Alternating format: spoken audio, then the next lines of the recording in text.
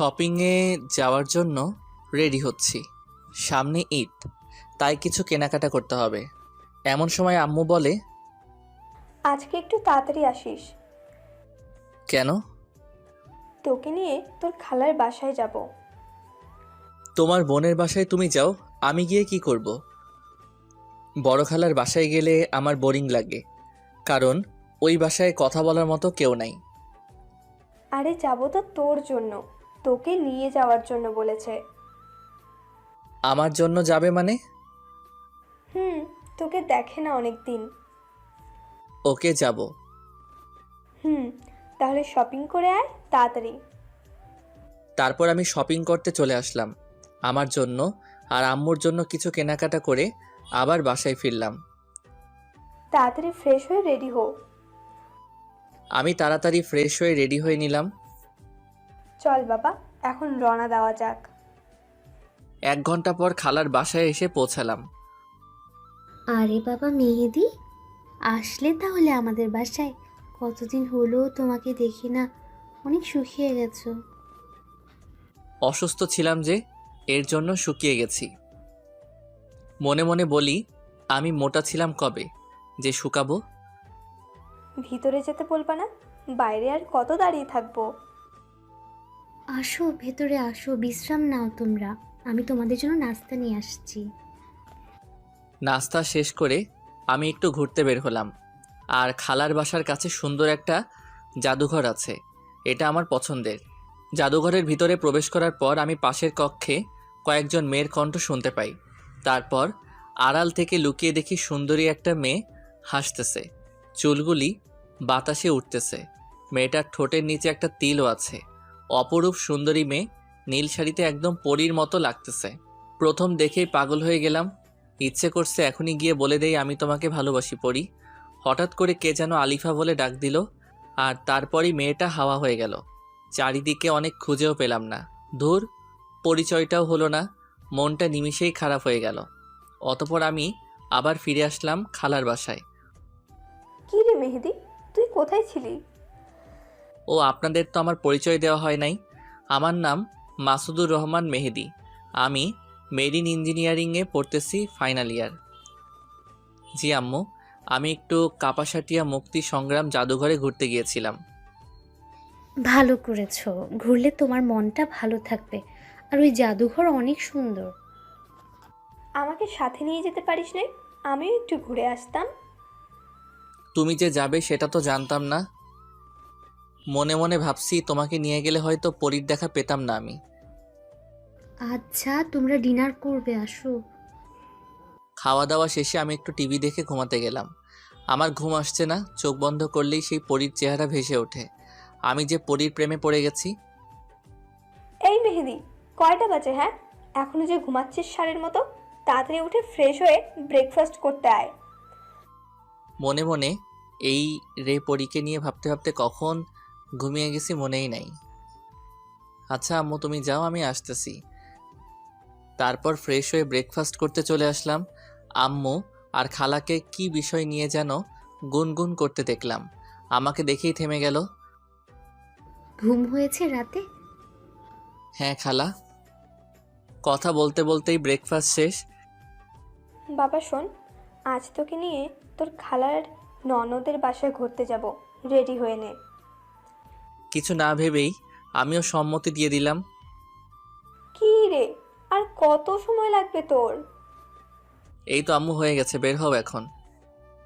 ওকে বাবা, চল। কিছুক্ষণ পর আমরা খালার ননদের বাসায় এসে পৌঁছালাম। খালার ননদকে সালাম দিলাম। আসো বাবা, ভিতরে আসো।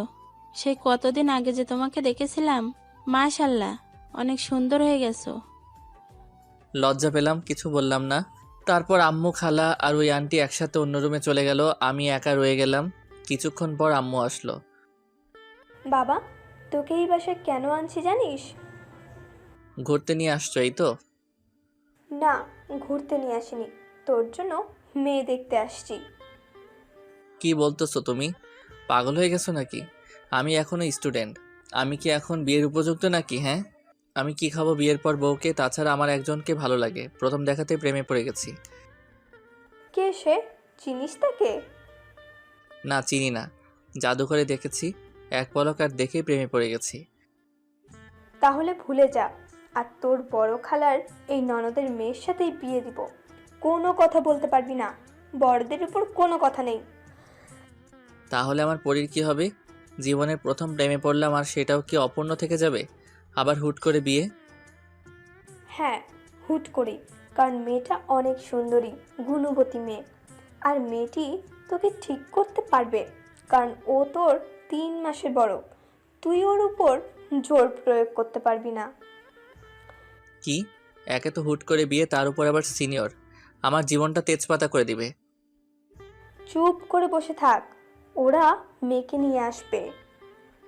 আধা ঘন্টা হয়ে গেল, এখনো মহারানীর আসার কোনো খবর নাই। না জানি কত আটা ময়দা মাখতেছে। চুপ কর হারামজাদা, ও এমনিতেই অনেক সুন্দরী, মেকআপ করতে হয় না। আচ্ছা, মানলাম। অতপর ৪৫ মিনিট পর মহারানীর আগমন। লম্বা ঘোমটা দিয়ে আসছে, দেখার কোনো উপায় নাই।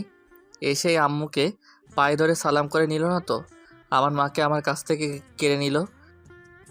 বেঁচে থাকো মা, এখন লম্বা ঘুমটাটা সরাও, আমি আমার ছেলের হবু বউকে দেখি। মেয়েটি ঘোমটা সরিয়ে নিল। এ কি দেখছি? মাথা ঠিক আছে তো? না একটা চিমটি কেটে দেখি এটা বাস্তব না সত্য। উফ, অনেক জোরে চিমটি কেটেছি, ব্যথা পাচ্ছি। তাহলে তো এটি কোনো স্বপ্ন নহে রে বালক মেহেদি, এ তো আমার সেই জাদুঘরের হারিয়ে যাওয়া পরী। আর আম্মু ওর সাথে আমার বিয়ে ঠিক করছে। ব্যাপারটা মেঘনা চাইতে বৃষ্টির মতো। আহ, পরীকে নীল শাড়িতে যা লাগতেছে, পুরাই মাথা নষ্ট আমার। ইচ্ছে করছে বিয়ে করে এখনই পরীকে নিয়ে হানিমুনে চলে যাই।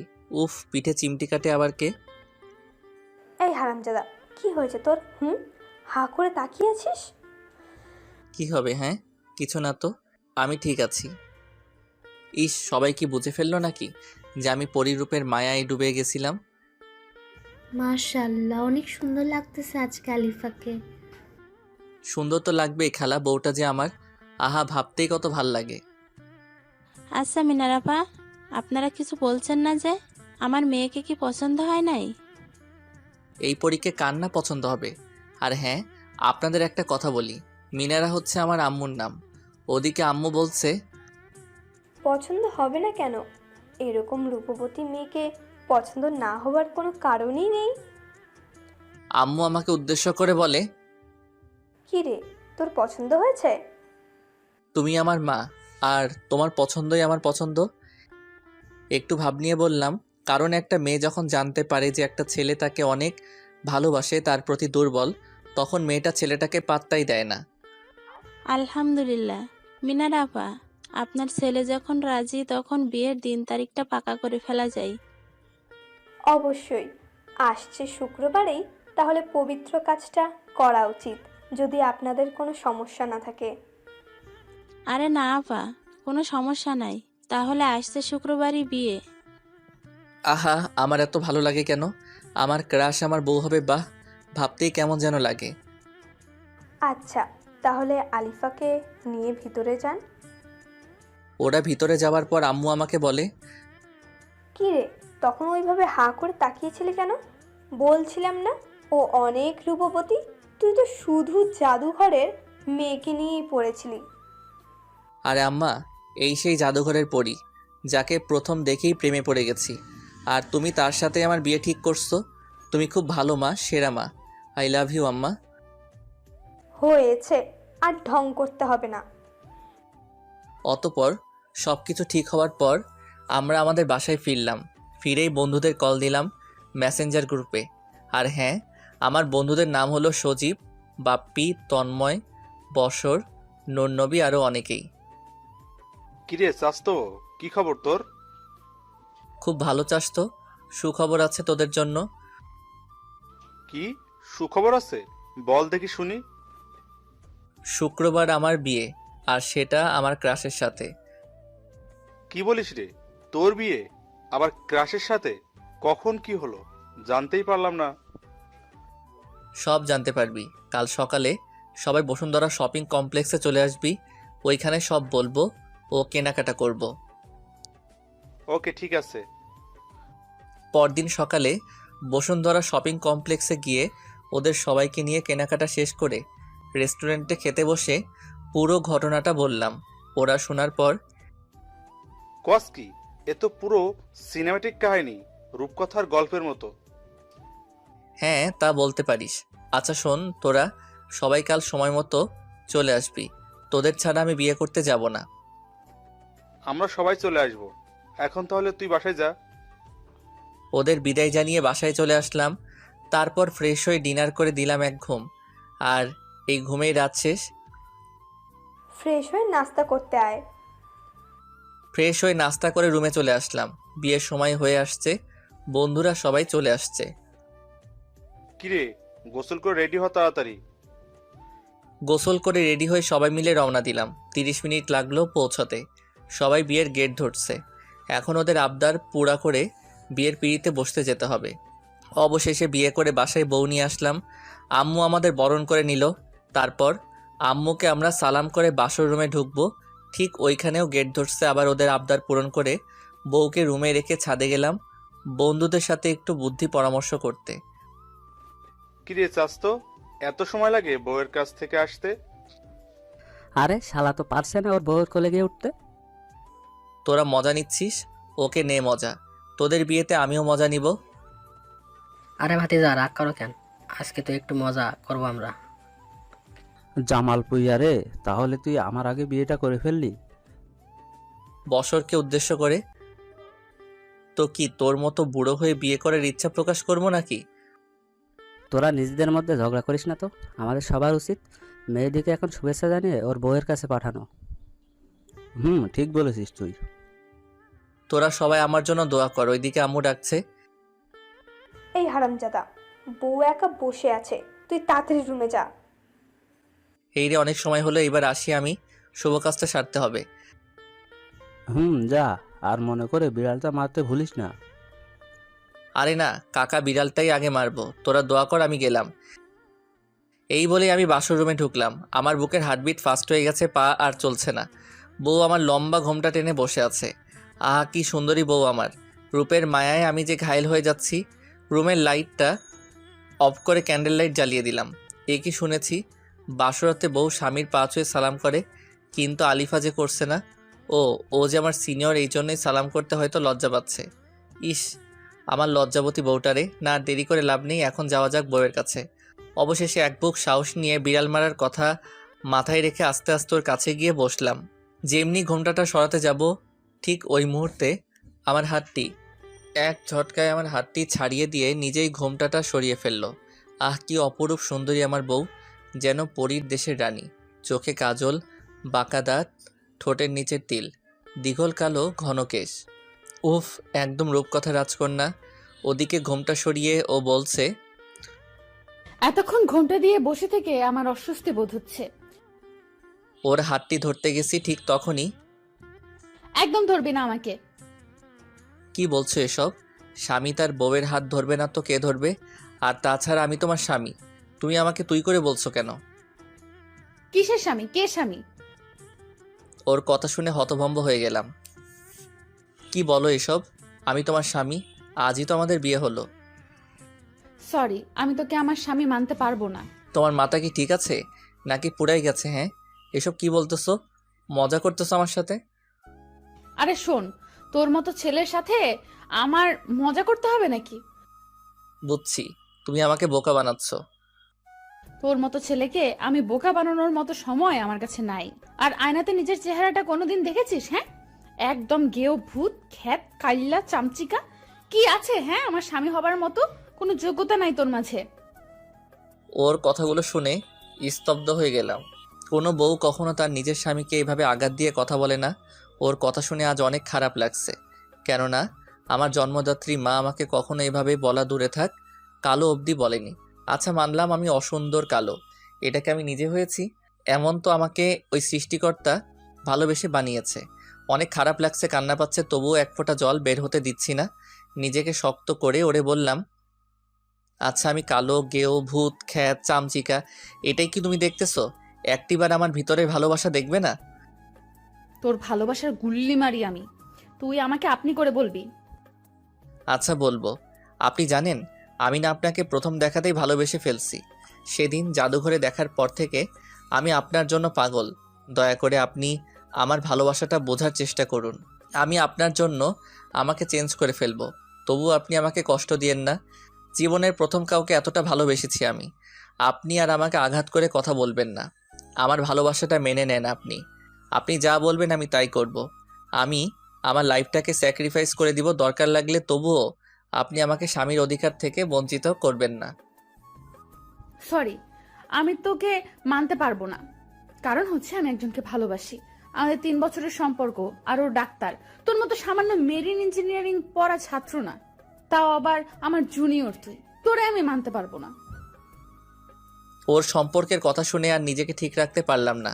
চোখের কোণে পানি বেয়ে বেয়ে পড়তেছে। চোখ মুছে কান্নাজড়িত কণ্ঠে ওকে বললাম, আচ্ছা আপনার সম্পর্ক আছে, তাহলে এই কথা আগে কেন বলেননি? আমি কি দোষ করেছিলাম? কেন আমার জীবনটা শেষ করে দিলেন আমাকে? আমারও তো আর 10টা ছেলের মতো বিয়ে করে বউকে নিয়ে সুখের সংসার করার স্বপ্ন ছিল। কেন আপনি আমার সাথে এমন করলেন? আমার কোনো দোষ নেই। আমি কেন তোর মতো ছেলেকে স্বেচ্ছায় বিয়ে করতে যাব? আমার মা আমাকে বলেছে বিয়ে করতে, আর মা ডাক্তারকে মানবে না, তাই আমাকে এত তাড়াতাড়ি হুট করে তোর সাথে বিয়ে বসতে বাধ্য করেছে। আচ্ছা বুঝলাম সব। এখন তাহলে আমার কি হবে? আমি কোন স্বপ্ন নিয়ে বাঁচব? তোর কি হবে সেটা তো আমি জানি না, সেটা তুই জানিস কি করবি। পারলে তুই রিলেশন করে বিয়ে করে নিস। আর হ্যাঁ, তুই কখনো আমার কাছে স্বামীর অধিকার চাইবি না, আমার কাছেও আসবি না। আমাকে কি মনে হয় আপনার কাছে? হ্যাঁ, ভালোবাসা এতই সস্তা নাকি যে আজকে আপনাকে ভুলে গিয়ে কালকে অন্যজনের সাথে রিলেশন করে বিয়ে করে ফেলবো? আমি আপনাকে ভালোবাসতাম, ভালোবাসি, আর ভবিষ্যতেও বাসবো, কিন্তু কখনো আপনার কাছে ভালোবাসা চাইবো না, কথাটি বলে দিলাম। আর এটাও শুনেন, আপনি নিজেই একদিন আমার কাছে আসবেন, ভালোবাসা ভিক্ষা চাইবেন, কিন্তু সেদিন আমি পাথর হয়ে যাব, ফিরিয়ে দিব আপনাকে, কিন্তু ভালোবাসবো ঠিকই আপনাকেই। একা জীবনটা কাটিয়ে দিব, তবুও ভালোবাসা চাইবো না। আর বললেন না আপনার কাছে যেন স্বামীর অধিকার নিয়ে না যাই, আরে শুনেন, আমি আপনাকে কোনোদিন টাচও করব না। আর যারে ভালোবাসেন তাকে নিয়ে সুখী হয়েন। ডিভোর্স দিয়ে দিব আপনাকে, চাইতেও হবে না। ডাক্তারের ভালোবাসা সত্যি হলে আপনি আমার বউ হবার আগেই ডাক্তার আপনাকে বিয়ে করে নিতে পারতো। আপনি একদিন বুঝবেন আর কাঁদবেন, যেমন আজ আমি কাঁদতেছি। আচ্ছা, আর ফালতু বকিস না তো। তুই বসে বসে স্বপ্ন দেখ এই দিনের আশায়। আর ডিভোর্স তুই কি দিতে চাইবি? আমি নিজেই তোকে ডিভোর্সের জন্য বলতাম। তোকে আমার একদমই সহ্য হয় না। এখন ঘুমাবো একটু শান্তিতে। তুই আবার কোনো সুযোগ নিতে আসবি না। আমাকে টাচ করলে তোর আম্মুকে তোর নামে মিথ্যা অপবাদ দিব। ওকে যান, আপনি ঘুমান, আর আপনি নিশ্চিন্তে থাকেন, আপনাকে একটি ফুলের টোকাও দেওয়া হবে না। আমি কিভাবে ঘুমাবো যদি তুই আমার সাথে একই খাটে ঘুমাতে চাস? আপনার সাথে আমি ঘুমাবো পাগল হইনি আমি, বুঝছেন? আপনি খাটে ঘুমান, আমি সোফায় ঘুমাবো, নিচে ডাইনিং রুমে। না, নিচে ডাইনিং রুমে না, তাহলে সবাই সন্দেহ করতে পারে। আজব, তাহলে আমি কোথায় ঘুমাবো? তুই এই রুমেই বালিশ নিয়ে ফ্লোরে ঘুমাবি। আচ্ছা আপনি ঘুমান নির্ভয়ে। ওকে, তুইও ঘুমা। শুভরাত্রি। শুভরাত্রি বলে উনি ঘুমিয়ে গেল। কচু রাত্রি। আমার সবাই বিয়ের প্রথম রাতে বউয়ের ভালোবাসা উপভোগ করে, আর আমার কিনা ডিভোর্সের কথা শুনতে হয়। কত স্বপ্ন ছিল এই বাসর রাতকে নিয়ে, আর হয়ে গেল কি? এটাই আমার কপাল। এসব ভাবতে ভাবতেই আলিফার ঘুমন্ত মুখখানির দিকে চোখ পড়তেই আমি আবার ক্রাশ খেয়েছি। একটা মেয়ে এত সুন্দরী কিভাবে হয়? এত সুন্দরী একটি মেয়ের মনটা এত কুৎসিত কেন? আমার একটু বুঝে না। আমি যে ওরে অনেক বেশি ভালোবাসি, কি করে ওরে ভুলবো? ভুলতে যে হবেই। ওর মুখের উপর চুলকুলি চলে এসেছে, সরিয়ে দিব কি করে? আমি যে কথা দিয়েছি ওরে কখনো টাচ করব না। এসব ভাবতে ভাবতেই কখন যে ঘুমিয়ে পড়েছি, আর কখন রাতের অন্ধকার কেটে গিয়ে দিনের আলো ফুটে উঠেছে নিজেও জানি না। আম্মুর ডাকে ঘুম ভাঙে। বৌমা, ও বৌমা, সকাল হয়েছে, এবার ঘুম থেকে উঠে ফ্রেশ হয়ে মেহেদিকে সাথে নিয়ে নাস্তা করতে আসো। মা আপনি যান, আমরা ফ্রেশ হয়ে আসতেছি। মায়ের সাথে কি সুন্দর করে কথা বললো, আর আমার সাথে কুত্তার মতো ব্যবহার করে। ওই গেও ভূত, ঘুম থেকে উঠে ফ্রেশ হয়ে নাস্তা করতে চল। জি উঠছি। এরপর ফ্রেশ হয়ে দুইজন একসাথে বের হবার আগে ওরে বললাম, শুনেন, আপনার আর আমার মাঝে কি চলছে এবং কি হতে যাচ্ছে সেটা শুধু আমরাই জানি, আর কেউ যেন না জানতে পারে। আম্মুর সামনে এমনভাবে আমার সাথে কথা বলবেন যাতে আম্মু না বুঝতে পারে আমাদের মাঝে কি চলছে। আচ্ছা ঠিক আছে, চল। ওকে চলেন। ডাইনিং রুমে চলে আসছি। মাশাল্লাহ, বৌমাকে অনেক সুন্দর লাগছে। আসো মা, আসো, আমার সাথে বসো তুমি। বাহ, কি সুন্দর কথা! এখনই আমার মা আমাকে ভুলে গেছে, নকল বউ মাকে নিয়ে আছে, আবার আদর করে সাথে বসানো হচ্ছে। আমি এখন পর হয়ে গেছি। কি রে মেহেদি, তুই কিছু বলছিস না যে? চুপ করে আছিস কেন? কি বলবো, বলার মানুষ তো এসেই গেছে, এখন আমি না বললেও হবে। ক্ষুধা লেগেছে অনেক, খেতে দাও। তারপর খাওয়া দাওয়া শেষ করে যখন উঠবো তখন আম্মু বলল, শুনো, আমি চাইছি তোমরা এই মাসের 15 তারিখে হানিমুনে চলে যাও। 1 মাস ঘুরে আসো দুজন। একসাথে থাকলে তোমাদের অনেক ভালো লাগবে। না মা, এখন এসব হানিমুনের দরকার নেই। বিয়েটাই যেখানে মিথ্যা হয়ে গেছে, ডিভোর্স হয়ে যাবে, সেখানে হানিমুনের দরকার নেই। কথাটি আসতে বললাম। দরকার নেই মানে কি? হ্যাঁ, তুই কি পাগল হয়ে গেছিস? বিয়ের পর হানিমুন হবে না তা তো মেনে নেওয়া যায় না। হানিমুন হবে। আমি যা বলছি তার বাইরে একটি কথাও বলবি না তুই। হ্যাঁ মা, আপনি ঠিক বলছেন। আমরা হানিমুনে যাব, আপনি যাবার ব্যবস্থা করেন। এই মেয়েটি কি পাগল হয়ে গেছে? নিজেই বিয়ে মানছেন, আবার নিজেই এখন বলছে হানিমুনে যাবার ব্যবস্থা করতে। লজ্জা বলতেই কিছু নাই মেয়েটির। হ্যাঁ বৌমা, সব ব্যবস্থা হয়ে গেছে। আগামী 15 তারিখে তোমাদের ফ্লাইট, আর তোমরা যাচ্ছ লন্ডন।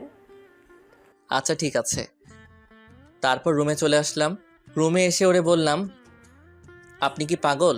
নিজেই বিয়েটা মানছেন না, আবার সে আপনি নিজে থেকে হানিমুনে যাওয়ার জন্য রাজি। আরে গাধা, হানিমুনে গিয়ে তো আর আমি তোর সাথে ঘুরবো না।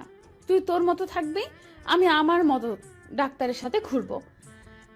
মানে কি? হ্যাঁ, আপনি এখন আমার বউ, আর তাই আপনি এসব করতে পারবেন না।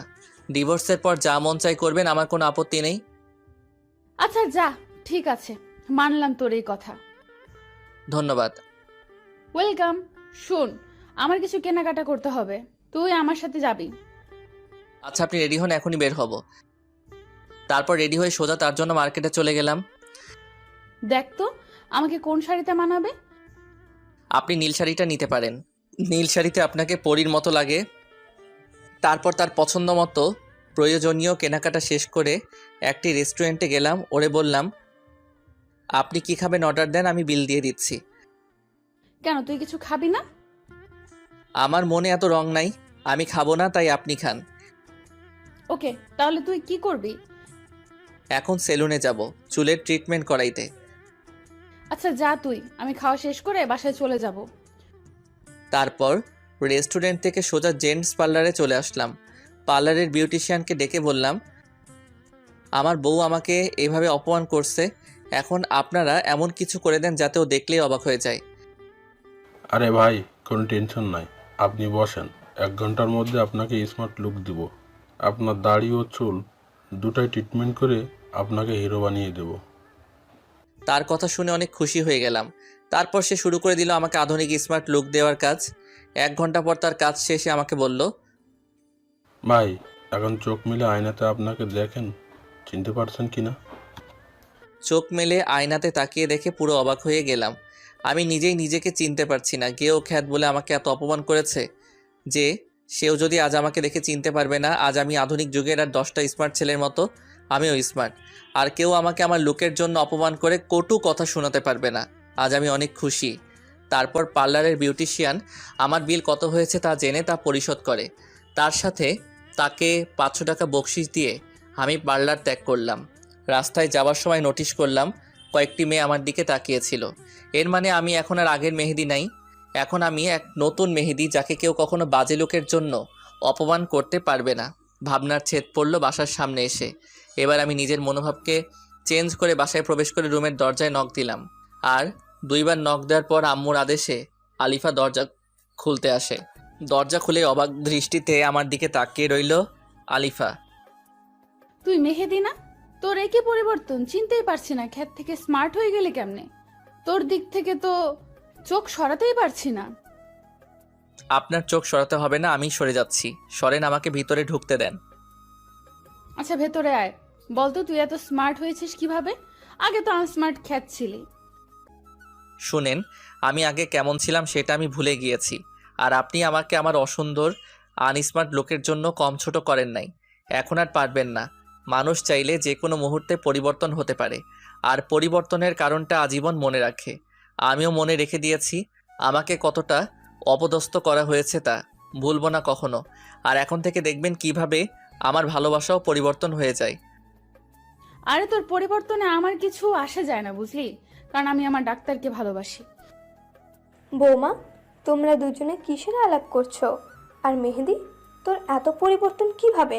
আমি কত বলেছি নিজেকে পরিবর্তন করতে, করিসনি। আর এখন বউয়ের ভালোবাসা পেয়ে এত পরিবর্তন? এমনি হানিমুনে নিয়ে আলোচনা করছিলাম মা। কত বড় মিথ্যা কথাটা বলল ডাইনিটা। আর আমারও যে কথা ভালোবাসা পেয়ে নাকি এমন পরিবর্তন, সত্য কথা যদি জানতো মা অনেক বেশি কষ্ট পেত। যাই হোক, এবার বাস্তবে ফিরে আসা যাক। মা, বিয়ের পর সবাই পরিবর্তন হয়, তাই আমিও হলাম। তাছাড়া আমার বউ যে সুন্দরী, ওর সাথে মানানোর জন্য আমাকে তো একটু পরিবর্তন হতেই হবে, তাই না? তাছাড়া ওরও তো আশা থাকতে পারে যে ওর স্বামী অনেক স্মার্ট হবে, তাই সব কিছু ভেবেই এই পরিবর্তন।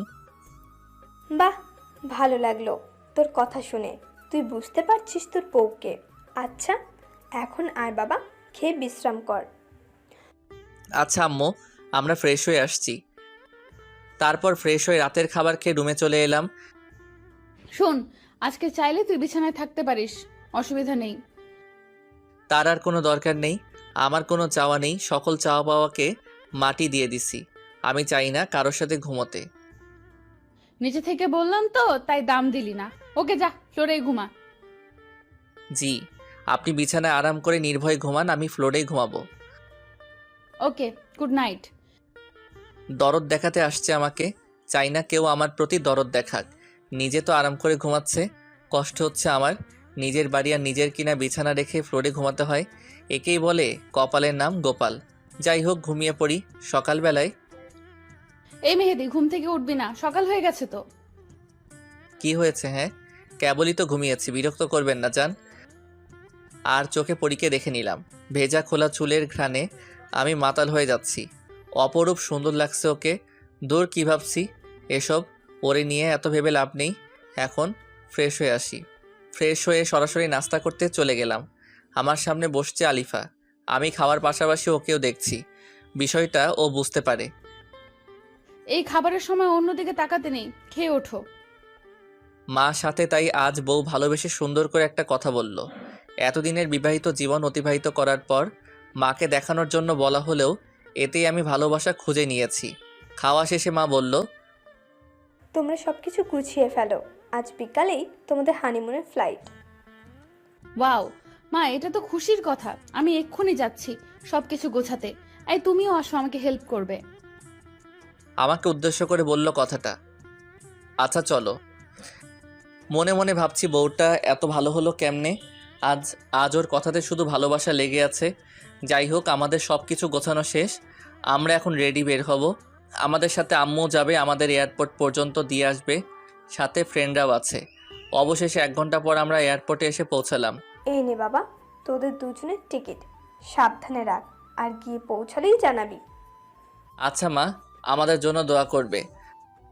সাবধানে যাস, আর কোন দরকার পড়লে জানাতে ভুলবি না। আর হানিমুন থেকে আসার সময় সুখবরটাও নিয়ে আসবি। আচ্ছা, তোমরা সবাই ভালো থাকো। আর মা, তুমি নিজের প্রতি খেয়াল রাখবে, ঠিক মতো ওষুধগুলো খাবে। কোনো কিছু দরকার হলে আমার বন্ধুদের বলবে। আর শোন বন্ধু, তোরাও ভালো থাকিস আর দোয়া করিস। এই বলে সবার কাছ থেকে বিদায় নিয়ে আমরা দুজন প্লেনে আমাদের সিটে গিয়ে বসলাম। আজ তোমাকে অনেক সুন্দর লাগছে। সবাই হা করে তাকিয়ে আছে, আমার দেখে সহ্য হচ্ছে না। তুমি জানলার পাশে এসে বসো। হুট করে আমার প্রতি এত প্রেম কোথা থেকে আসলো? আর ওরা তাকালেই আপনার কি? আপনি তো আমাকে মানেন না আপনার স্বামী হিসেবে।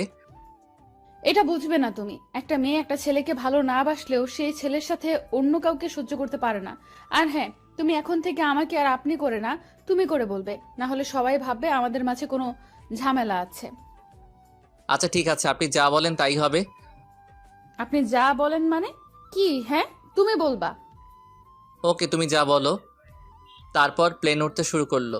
এদিকে এক সুন্দরী এয়ার হোস্টেস এসে আমাকে বলল, এই যে শোনেন, আপনি তো মেহেদি, আর উনি আপনার স্ত্রী আলিফা সোহাব। হ্যাঁ কি বলবেন বলেন। আলিফাকে দেখিয়ে সুন্দর করে বললাম, আলিফা তো জ্বলে পড়ে মরছে, আমার অনেক ভালো লাগছে। জি, আপনাদের সিট বেল্ট লাগান। আর এই যে আপনাদের নাস্তা খেয়ে নিন, আর যে কোনো প্রয়োজনে আমাকে ডাকবেন। আর একটা কথা, আপনাকে অনেক স্মার্ট লাগছে। ওকে ঠিক আছে, আমি প্রয়োজনে আপনাকে ডাকবো। এদিকে বউ তো জ্বলতেছে আগুনের মতো।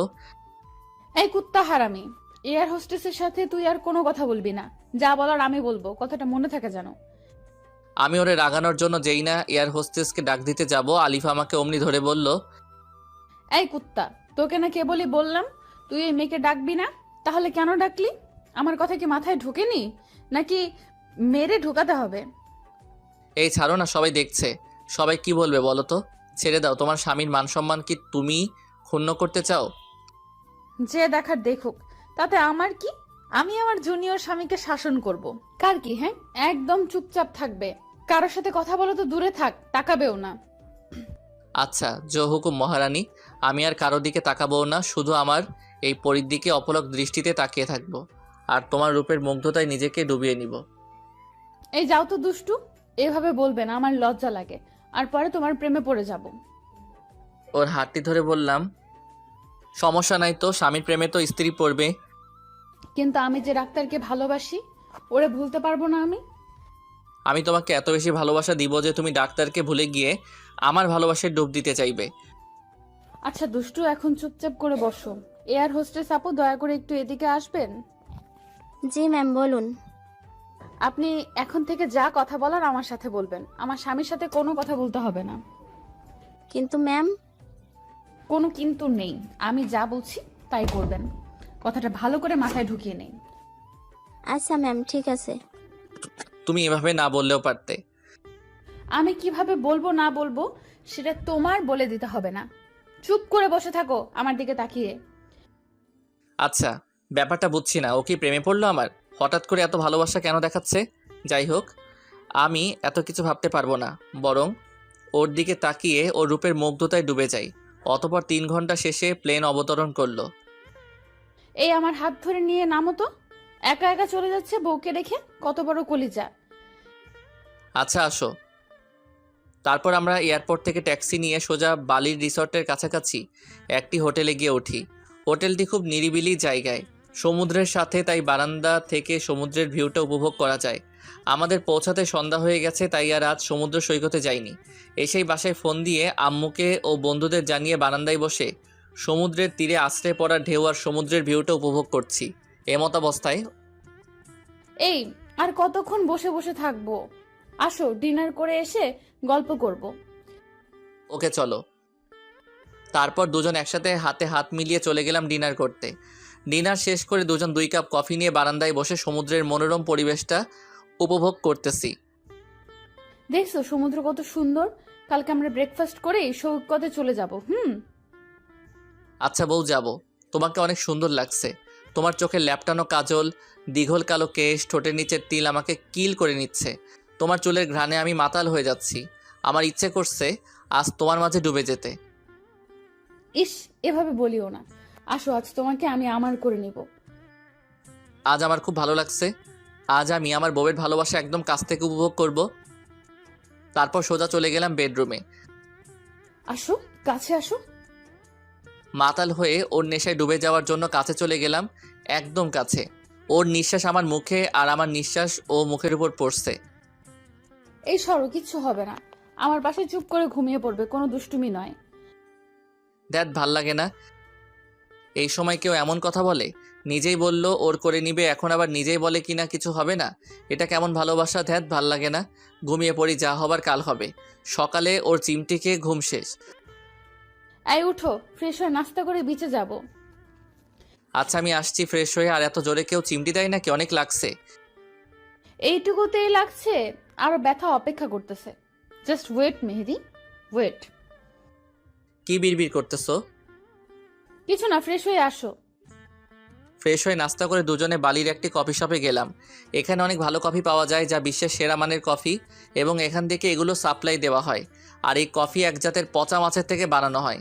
এটি শুনে আমার আর কফি খেতে ইচ্ছে করছে না, তবু এখানে আসছি, আর এখানে নামকরা কফি না খাইলে তো হবে না। তারপর দুজনে কফি খেয়ে বিচের দিকে রওনা দিলাম। দেখছো বিচটা কত সুন্দর? পানি একদম ফ্রেশ, নিচের বালি দেখা যাচ্ছে, এত পরিষ্কার। এই চলো না একটু দুজনে ভিজে গোসল করে যাই। না, এখানে না, এখানে সবচেয়ে আকর্ষণীয় পিঙ্ক বিচে গিয়ে ভিজবো। আচ্ছা চলো তাহলে আমরা পিঙ্ক বিচেই যাই। তারপর আমরা একটি স্পিড বোটে করে পিঙ্ক বিচে গেলাম। ওয়াও জোস, কত সুন্দর বিচ, একদম পিঙ্ক। আর এই জন্য এই বিচের নাম পিঙ্ক বিচ। ওকে চলো, সুইম কস্টিউম পরে আমরা সাঁতার কাটবো। ওকে। তারপর দুজনে সুইম কস্টিউম পরে পানিতে নেমে পড়লাম। অনেক ভালো লাগছে আমার আজকে। এই চলো না আমরা এই পাশে যাই, এই পাশে মানুষ আছে, ওই পাশে কেউ নেই, নিশ্চয়ই ওই পাশের পানি আরো বেশি পরিষ্কার। আচ্ছা চলো। আমরাই শুধু, আর কেউ নাই এখানে। সাগরের উত্তাল ঢেউ আছড়ে পড়েছে বিচে। ভিউটা জোস, আর সাথে সুন্দরী বউ, সব মিলিয়ে নিজেকে সিনেমার হিরো মনে হচ্ছে। এই আমি একটু ঝিনুক কুড়াবো, আমার অনেক শখ এটি। আচ্ছা যাও। আমি সাঁতার কাটতে লাগলাম। থাকতে থাকতেই হুট করে একটি বড় ঢেউ এসে আমাকে ভাসিয়ে নিয়ে তীরে ফেললো। তারপর আমি মাথা উঁচু করে দেখি 5 জন বখাটে গুন্ডা টাইপের লোক আমার সামনে দাঁড়িয়ে। আমি উঠে যেতে লাগলেই একজন কাঁধে হাত রেখে বলে, কোথায় যাবেন ভাই? আমার বউকে নিয়ে এখন হোটেলে ফিরবো। কেন জানি তাদের আমার সুবিধার মনে হচ্ছে না, তাই চলে যেতে চাইলাম। ভাই আপনি মনে হয় ভুলে গেছেন, এখানে কেউ আসলে আর ফিরে যেতে পারে না। কথাটি শুনেই আমার গা শিউরে ওঠে। চুপসে যাওয়া কণ্ঠে বললাম, কি বলছেন ভাই? যেতে পারবো না? কেন আসছি? যখন তখন যেতেও পারবো। সিগারেটে জোরে টান দিয়ে আমার মুখে ধোয়া ফু দিয়ে বলল, এই বিষ পিঙ্ক বিষ হলেও আজ তোর জন্য এই বিষ ডেড বিষ। বুঝতে আর দেরি হলো না, এরা গুন্ডা আমাকে ফেলে হয়তো আমার বউকে নিয়ে চলে যাবে। আমি এদিক ওদিক তাকিয়ে দেখি আলিফা কোথাও নেই। আমি অনেক ভয় পেয়ে যাই। আমি পালানোর চেষ্টা করার আগেই হায়নার দল আমার উপরে ঝাঁপিয়ে পড়ল।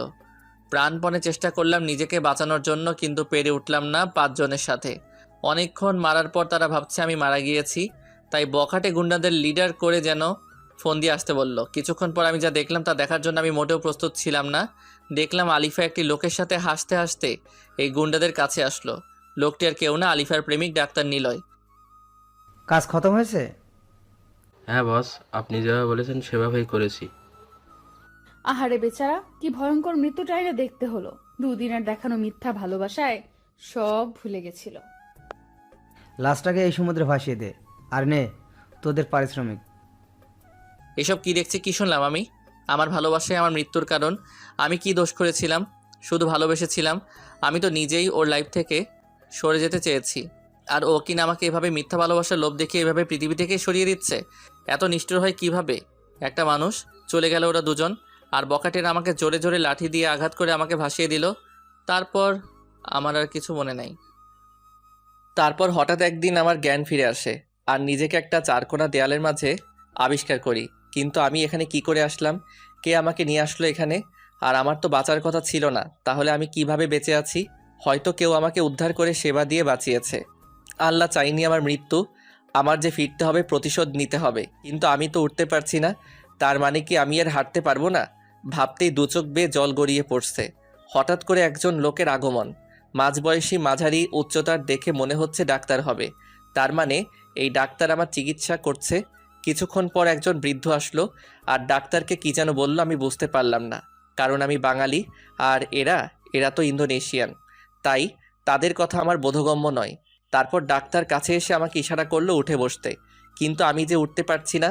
এত বাজেভাবে আমাকে মেরেছে ওই হায়নার দল যে আমি উঠতে পারছি না। আমার কোনো হাত পা নাড়াতে পারছি না। আমি কি কখনো সুস্থ হব না তাহলে? আর আমি কবে আমার মায়ের কাছে যাব? হয়তোবা ওই কালনাগিনী গিয়ে বলেছে আমি আর বেঁচে নেই। আমার মা কেমন আছে, কি করছে, কিছু জানার উপায় নেই। আর ওদিকে কালনাগিনী সম্ভবত ডাক্তারকে বিয়ে করে সুখের সংসার করছে। সুখ সবার কপালে থাকে না। আজ আমি বেঁচে থাকার পরও মৃত। আমার কোনো ক্ষমতা নেই হাতে। আজ আমি অসহায়। আমার ফোন, টাকা পয়সা যা ছিল সব নিয়ে নিছে। আমি কবে সুস্থ হব, আর কবেই বা মায়ের কাছে ফিরে যাব? হয়তো মা এতদিনে ছেলের মিথ্যা মৃত্যুর খবর পেয়ে ভেঙে পড়েছে, আর হয়তো মনেও নেই আমাকে।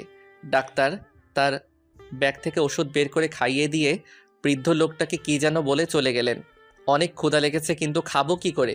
ইশারা দিলাম বৃদ্ধকে, বৃদ্ধ সাড়া দিল। তাকে হাত মুখের দিকে দিয়ে বোঝালাম আমার খিদে পেয়েছে। তারপর বৃদ্ধ গেলেন আর আমার জন্য খাবার নিয়ে এলেন। এগুলো কি সামুদ্রিক জলচোদ্ভিদ প্রাণী? মনে হচ্ছে কোনো রকম সিদ্ধ করা। হয়তো আমি এতদিন যাবৎ এসবই খেয়ে আসছি। তারপর বৃদ্ধ তাদের নিজস্ব ভাষায় কাউকে ডাকলেন। কিছুক্ষণ পর একটি তরুণী দেখতে সাদা বর্ণের খাটো করে এগিয়ে আসলো। বৃদ্ধের কাছ থেকে খাবারগুলি নিয়ে আমাকে খাইয়ে দিতে লাগলো। বিদঘুটে স্বাদ, বমি চলে আসার উপক্রম, তবুও আমি খেয়ে যাচ্ছি, কারণ আমাকে বাঁচতে হবে। আর বেঁচে থাকার জন্য যে খাবার আনুক আমি তাই খেয়ে নিব। পেট ভরে খেয়ে নিলাম। তারপর মেয়েটি আবার চলে গেল। এভাবে রোজ আমাকে মেয়েটি খাওয়ানোর পর চলে যায়। এর মধ্যে অনেক দিন কেটে গেল। আমি এখন দাঁড়াতে পারি, হাঁটতেও পারি। মেয়েটি আমাকে ধরে ধরে হাঁটায়। আর ইতিমধ্যে মেয়েটির নামও জানা হয়ে গেছে। মেয়েটির নাম নীরা, মুসলিম সম্প্রদায়ের মেয়ে। ইন্দোনেশিয়ার সংখ্যাগরিষ্ঠ মানুষ মুসলিম। আর বৃদ্ধ হলো এই মেয়েটির দাদা। থাকতে থাকতে এই পরিবেশের সাথে অনেকটাই মানিয়ে নিয়েছি, এখানকার ভাষাও রপ্ত করে নিয়েছি। এখন তাদের সাথে আমার ভাবের আদান প্রদান করতে কোনো সমস্যা হয় না। সন্ধ্যা গড়িয়ে রাত হলো। এখন মীরা আসবে আমাকে খাওয়াতে। আসবো ভেতরে? স্থানীয় ভাষাকে বাংলায় অনুবাদ করা হলো এখন থেকে। হ্যাঁ আসো, অনেক ক্ষুধা লাগছে, আজ পেট ভরে খাবো। আর তুমিও আমার সাথে খাবে। আচ্ছা ঠিক আছে, আপনার সাথে আজ আমিও না হয় খাবো। মেয়েটি খুবই ভদ্র, সহজ সরল, মিষ্টি ব্যবহার। এরকম মেয়ে জীবনসঙ্গী হবে সে খুবই ভাগ্যবান। আমি মেয়েটিকে আমার বোনের মতোই দেখি, আর মেয়েটিও আমাকে ভাইয়ের দৃষ্টিতে দেখে। তারপর দুজন খাওয়া দাওয়া শেষ করলাম। এখন আর এসব খাইতে আমার কোনো সমস্যা হয় না, বরং আরও ভালো লাগে। ও চলে গেল, আমিও দরজা বন্ধ করে ঘুমিয়ে পড়লাম। আজ 1 বছর যাবৎ আমি এখানে আছি। এখন আমি পুরোপুরি সুস্থ। সময় হয়েছে ফিরে যাওয়ার। আর এর মধ্যে নীরার দাদাও পৃথিবী ছেড়ে চলে গেছে। নীরার আপন বলতে কেউ নাই, তাই আমি ওরে নিয়ে দেশে ফিরে যাব, কারণ ও আমার জন্য যা করেছে তার ঋণ শোধ করা যাবে না কখনো। তাই ওকে সাথে নিয়ে ঋণের বোঝা কমাতে চাই। দাদা দেশে যাবা কবে? যাবো রে বোন, আগে কাজ করে টাকা জোগাড় করি। হ্যাঁ, যা শুনলেন তা একদম ঠিক। আমি এখন কাজ করি একটি হোটেলে, যা বেতন পাই তা দিয়ে দুজনের জীবন কেটে যায় কোনো রকমে। আর দেশে যাবার জন্য কিছু করে টাকা জমাই। অতপর আরও 6 মাস অতিবাহিত হবার পর আমরা দেশে যাবার জন্য প্লেনের টিকিট সংগ্রহ করেছি। আজ নিজের জঙ্গলি রূপকে পরিবর্তন করে আসছি, আবার সে আগের মেহেদি হয়ে গেছি। দাদা আমার আজ সত্যিই খুব খুশি লাগছে। কেন রে বোন, তুই আজ এত খুশি, কারণটা কি? এই যে দাদা, আজ আমি তোমার সাথে তোমার দেশের তোমার বাসায় যাব। আমার তো কেউ নাই, ছোটবেলায় বাপ মা মারা গেছে অসুখে। দাদার কাছে বড় হয়েছি। তারপর একদিন দাদা তোমাকে সমুদ্র মাছ ধরতে গিয়ে উদ্ধার করে আনে। তারপর থেকে তোমাকে আমি নিজের হাতে খাইয়ে সেবা দিয়ে সুস্থ করে তুলেছি। দাদাও চলে গেল। এখন আপন বলতে তুমি ছাড়া আমার আর কেউ নাই। তোমার সাথে যেতে পারবো, তোমার মাকে নিজের মা করতে পারবো। মায়ের আদর তো পাওয়া হয়নি কখনো। তোমার মায়ের আদর পেয়ে সেটা ভুলে যাব। তাই আজ আমার জন্য অনেক সুখের দিন। পাগলিটা এসব বলে কেঁদে দিয়েছে, বড্ড ইমোশনাল। এই পাগলি, কাঁদছিস কেন? তোর সাথে আমি আছি না, তোকে কখনো কষ্ট পেতে দিব না। তুই যে আমাকে আমার বিপদের সময় রক্ষা করেছিস। আর আমার মা মানে তোর মা। তুই অতীতের সব কষ্ট ভুলে যাবি। আমার মা যখন সব জানবে তখন তোকে অনেক আদর করবে। চোখের পানি মুছে ফেল, আর কাঁদবি না। জানিস না তুই কাঁদলে আমার ভালো লাগে না। দাদা কোথায়? আমি কাঁদছি না তো। দেখো এই যে আমি আজ কত খুশি। এটা তো সুখের কান্না ছিল দাদা। আমি আর কাঁদবো না। এই তো লক্ষ্মী বোন আমার। আচ্ছা দাদা রেডি হও, আমিও রেডি হয়ে আসছি। তারপর 2 ভাই বোন বের হব। আচ্ছা বোন, রেডি হচ্ছি। কিছু সময় পর দাদা বের হও। দেখো তোমার বোনকে কেমন লাগছে। তোমার কিনে দেওয়া বাঙালি কাপড় পরেছি আজ। বাহ, তোকে তো আজ অনেক সুন্দর লাগছে, একদম বাঙালি। সুন্দর তো লাগবেই, বোনটা যে হিরো ভাইয়ের। দাদা তোমাকে আজ নায়িকের মতো লাগছে। তাই নাকি? নায়িকা কি পাবো তাহলে? পাবে না মানে? সিরিয়াল লেগে যাবে। যে মেয়ে আমার ভাইকে পছন্দ না করবে তার চোখ নষ্ট। পছন্দ যদি করতো বোন, তাহলে কি আমার সাথে এমন দুর্ঘটনা ঘটতো? চুপ করো তো। তোমাকে না কতবার বলেছি ওইসব আর মনে আনবে না। আল্লাহ যা করে ভালোর জন্যই করে। এমন দুর্ঘটনা না ঘটলে তুমি তো তার মনটা বুঝতে পারতে না। আর সব থেকে বড় কথা, আমি দাদাকে পেতাম না। তাই যা হবার হয়েছে তা ভুলে যাও। আচ্ছা বোন, আমি ভুলে গেলাম। এখন চল আমরা বের হই। ওকে দাদা চলো। তারপর আমরা এয়ারপোর্টে এসে আমাদের ফ্লাইটের প্লেনে গিয়ে উঠি। অতঃপর 3 ঘন্টার যাত্রা শেষে প্রিয় জন্মভূমিতে প্লেন অবতরণ করলো। 1.5 বছর পর আজ দেশের মাটিতে পা রাখলাম। আজ আমার চেয়ে খুশি হবার মতো আর কেউ নাই। তারপর ট্যাক্সি নিয়ে সোজা বাড়ির উদ্দেশ্যে রওনা দিলাম। দাদা তোমাদের দেশ তো অনেক সুন্দর, চারিদিকে সবুজের সমারোহ, কি সুন্দর লাগছে। তোমাদের দেশ মানে কি? বলো আমাদের দেশ। ও সরি দাদা, আমাদের দেশ। রাগ করবে না, ভুলে বলে ফেলছি। আচ্ছা, সব কিছুই কেমন যেন পরিবর্তন হয়ে গেছে। 1.5 বছরে অনেক উন্নত হয়ে গেছে আমাদের দেশের। আর কতক্ষণ লাগবে বাসায় যেতে দাদা? এই তো আর 10 মিনিট। অবশেষে আমি আমার বাসার সামনে। বাসাটা একদম নিস্তব্ধ হয়ে আছে আমার অভাবে। দরজাতে নক করবো কি বোন আমাকে দেখে কি চিনতে পারবে? না জানি আমাকে ভুলে গেছে। দরজা খুলে হয়তো চোখের ভুল ভেবে আবার লাগিয়ে দিবে, না হয় ভূত ভেবে চিৎকার করে উঠবে। আরে দাদা কিচ্ছু হবে না, আল্লাহ ভরসা, তুমি নক করেই দেখো। সব ভাবনা ঝেড়ে ফেলে নক করলাম। দরজা খুলে দেখতে আমি অবাক, মনে হলো সামনে আলিফা দাঁড়িয়ে ছিল। তাহলে আবার কোথায় চলে গেল? আমি ভুল দেখছি হয়তো। দরজার সামনে দাঁড়িয়ে আছে আমার জননী, চেহারার একই হাল, চেনা যাচ্ছে না। পাগলদের মতো হয়ে গেছে। মা আমাকে দেখে বলে, কে? দেখতে তো মেহেদির মতোই লাগছে। কে তুমি বাবা? যা বলেছিলাম তাই হলো। মা আমাকে চিনতে পারছেন না। অবশ্য না চিনতে পারাটাই স্বাভাবিক, কারণ সকলের কাছে আজ আমি মৃত। মা, আমি তোমার ছেলে মেহেদি। আমার ছেলে?